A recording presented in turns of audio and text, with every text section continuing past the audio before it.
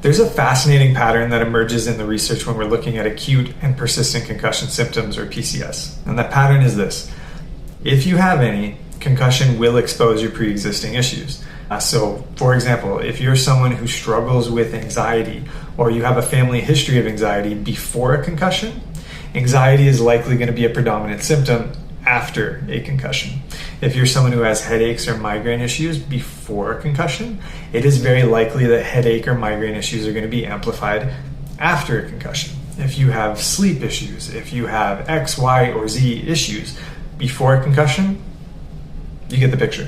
So this is a pattern that I see pan out clinically, and we also see it play out in the research. In fact, we're actually finding that there are concussion phenotypes, or there are flavors of concussion. There's an anxiety mood type, a cognitive fatigue type, a vestibular type, and an ocular type.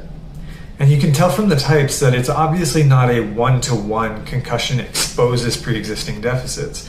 Of course, the injury itself can present you with new problems, but I imagine it this way.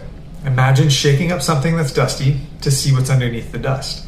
The shaking, the concussion, simply exposes what's underneath the dust.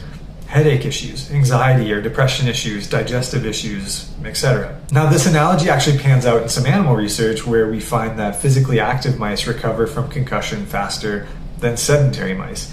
And it's likely due to the fact that exercise has beneficial effects which make us more resilient to concussion injuries.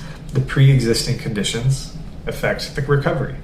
Clinically, I see that my well-conditioned athletes, notably hockey and soccer players, recover from concussions remarkably fast.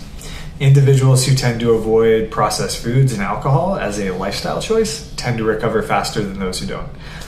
Folks who have good stress management strategies and coping skills, they have grit and like a growth mindset, tend to recover faster. And we see that all pan out in the research as well.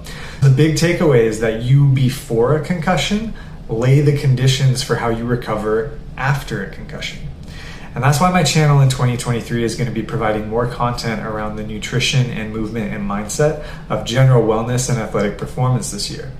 We're aiming to leverage nutrition and movement and mindset to be healthy on purpose, both before and, God forbid, after any potential concussion.